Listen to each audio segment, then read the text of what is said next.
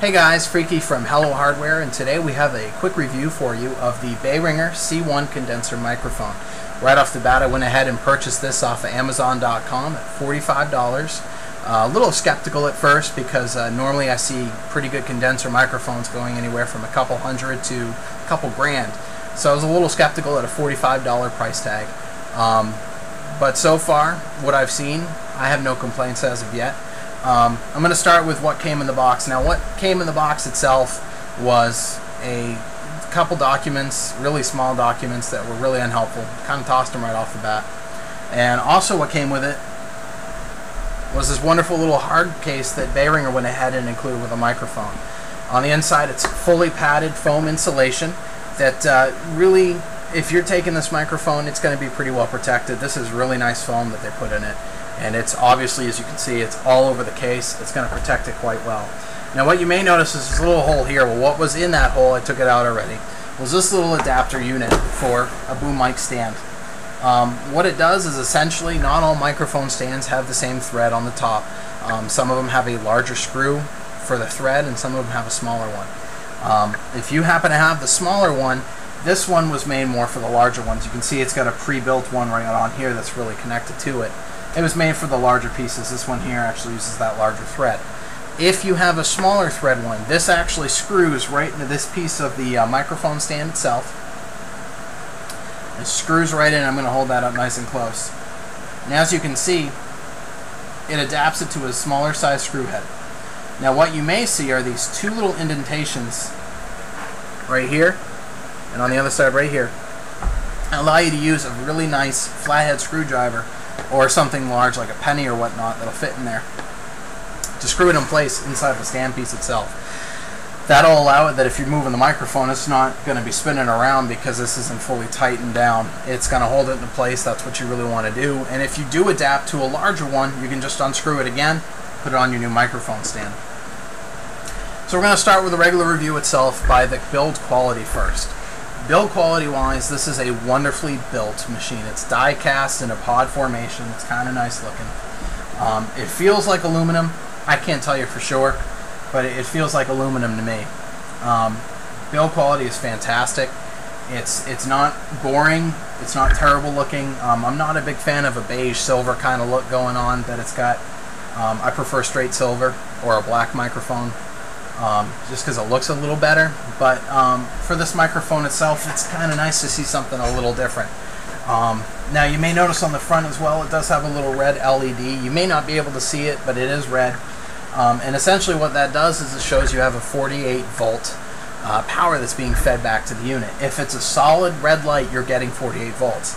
If it's a dim or a blinking red light, you're not receiving the full 48 volts that the unit requires to run. Now that being said, a lot of people use preamps and a lot of people use phantom power supplies. I went ahead and purchased the Behringer PS400 phantom power supply, and that gives me the 48 volts. It also does provide 12 volt if you have a condenser microphone that requires less, but obviously I'm using at 48 volts. I want it to be at that. So build quality wise, it's very well built. I'm going to give it a 4 out of 5 for build quality. It's not bad at all. Again, I'd like to see different colors for it, but it's a microphone that's going to be really used behind the scenes. A lot of people ain't going to see it.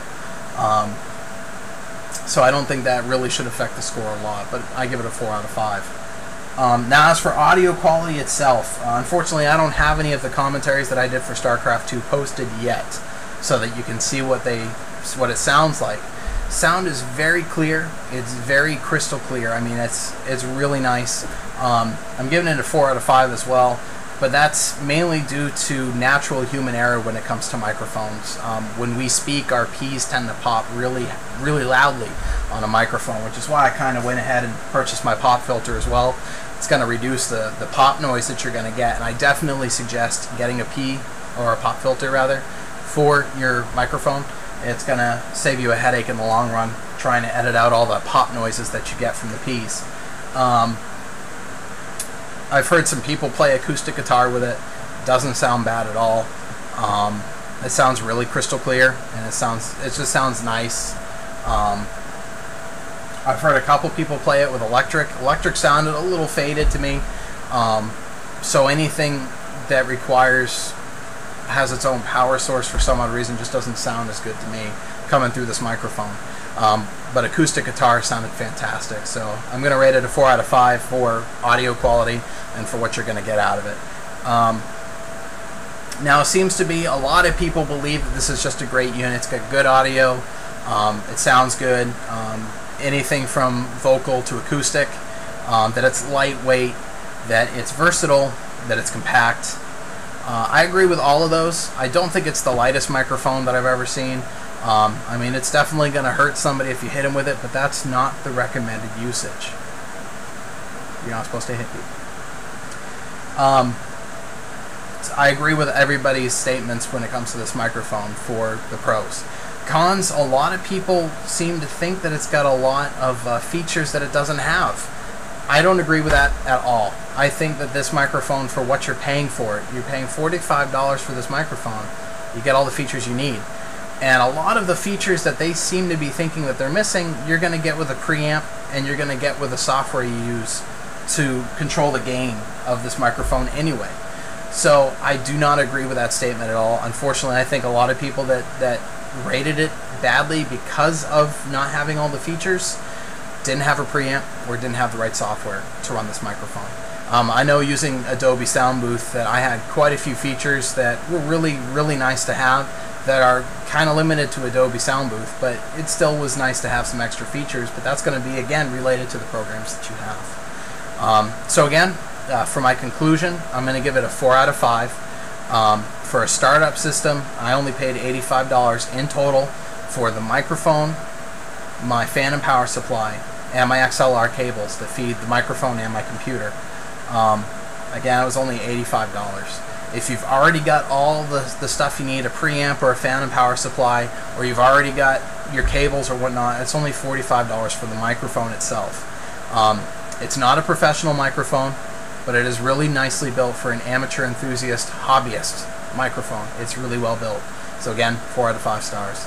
Again, this is Freaky from HelloHardware, and you've just been listening to my review of the Behringer C-1 Condenser microphone. Have a wonderful day.